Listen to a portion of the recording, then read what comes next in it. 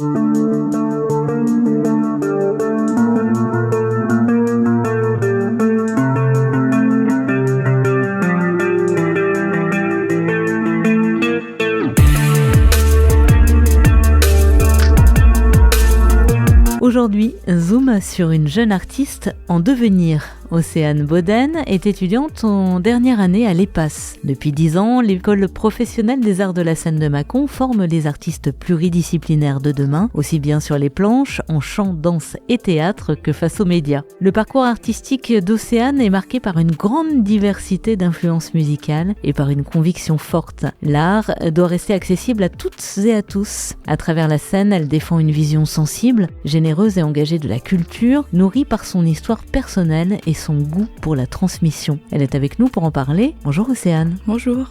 Alors Océane, vous avez grandi dans une famille où la musique était un véritable espace de partage et vous avez commencé à chanter dès l'âge de 7 ans. En quoi cet environnement a construit votre rapport à la scène et au public ? Le fait de commencer assez jeune, c'est vrai que ça m'a énormément aidée parce que j'étais une grande timide, je le suis encore aujourd'hui. Et du coup, ça m'a permis de ne pas avoir peur de la scène. Je pense que si j'avais commencé plus tard, j'aurais peut-être eu plus peur. Bon, maintenant, c'est vrai que j'ai du trac, mais c'est le bon trac. Tellement qu'aujourd'hui, j'ai plus peur de prendre un rendez-vous au téléphone que de monter sur scène. Donc, je trouve ça assez marrant. Pour le public, quand j'étais petite, j'avais moins cette relation au public parce que c'est vrai que vu que j'étais grande, je me retrouvais souvent au fond. Donc, je me cachais un petit peu. Mais cette relation au public, je la vois un peu comme avec ma famille. À chaque réunion de famille, on chante. C'est pour moi un lieu de partage. Pour moi, la scène avec le public, c'est aussi un lieu de partage. Comme à la maison en fait. Exactement. C'est un peu votre maison. Exactement. Un endroit où vous vous sentez bien. La découverte de Ray Charles, puis du jazz, du blues et plus tard de la country lors de votre année aux États-Unis ont marqué votre parcours Océane. Comment ces influences très différentes ont-elles nourri et nourrissent-elles aujourd'hui votre identité artistique ? Ces influences sont très différentes, mais pour moi, je trouve qu'elles ont le même objectif, c'est de réunir les personnes. Par exemple, dans le blues et le jazz, j'ai voulu prendre l'émotion que ces musiques pouvaient m'apporter et le fait d'habiter la musique. Pour la country, c'est la simplicité et le partage, d'avoir une histoire simple à partager. Et c'est vrai qu'en fait, c'est essayer de réunir tout le monde, que ça soit sur un style différent, même s'ils ont des styles différents de moi ou qu'on n'est pas du tout pareil. Pour moi, en fait, la musique, ça réunit toutes les générations et tous les styles.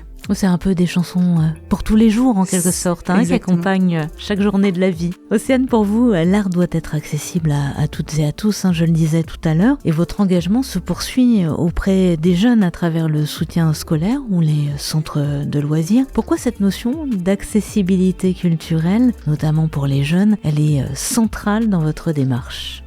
Je trouve qu'elle est très importante, surtout en ce moment où les financements sont de moins en moins là pour les jeunes. Ils ont moins l'opportunité d'aller voir du spectacle vivant. Certes, ils connaissent tout ce qui est film et maintenant avec tout ce qui est réseaux sociaux, c'est vrai que c'est beaucoup plus simple de voir des personnes chanter à travers un écran. Mais je trouve que le fait de le voir en vrai, ça apporte quelque chose de plus grand. Surtout qu'en plus, l'art, pour un certain âge, ça peut être très tabou. Ça peut apporter des critiques sur ceux qui font de l'art. Et le fait d'amener des collégiens ou des lycéens voir des spectacles et pouvoir poser des questions aux artistes, je trouve que c'est extrêmement important. Et au moins, ils peuvent se rendre compte que peut-être eux aussi, c'est ce qu'ils veulent faire ou que ça peut les faire grandir. Vous évoquez, Océane, votre parcours de jeune femme dyslexique dans un système scolaire où vos capacités ont parfois été sous-estimées. En quoi cette expérience a-t-elle influencé votre rapport à la transmission et à la responsabilité de l'artiste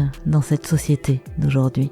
D'être qualifié de dyslexique, ça met tout de suite une personne dans une case en disant c'est normal qu'elle n'arrive pas à faire ça parce qu'elle est dyslexique, donc on va toujours la laisser dans cette case sans laisser la possibilité à la personne de montrer ce qu'elle vaut. En transmettant, je sais très bien que tout le monde apprend différemment. Certains peuvent apprendre très lentement, comme certains très vite. Certains peuvent utiliser l'art pour apprendre, comme certains sont très littéraires et apprennent assez rapidement. C'est vrai qu'en tant qu'artiste, je trouve que c'est très important de pas mettre des personnes dans des cases, de laisser les personnes dire qui elles sont elles-mêmes et tout ça avec leur passion et leur travail.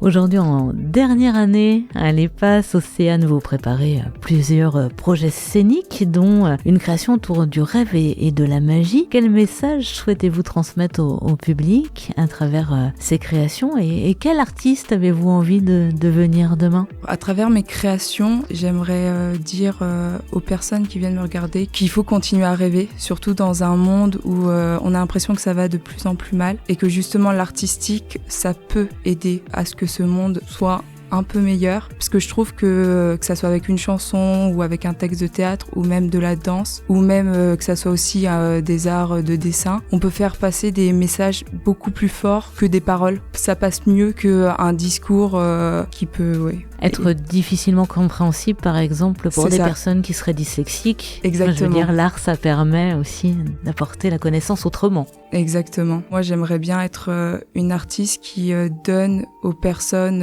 l'émotion et la possibilité de se retrouver dans mon art et de se réunir à travers mon art. Merci beaucoup, Océane Boden, d'être venue partager votre parcours de jeune artiste sur les ondes de Radio Aléo. Vous pouvez, je le rappelle, retrouver toutes les informations sur l'EPAS, École professionnelle des arts de la scène de Mâcon, sur le site internet epas.pro. Merci Océane. Merci.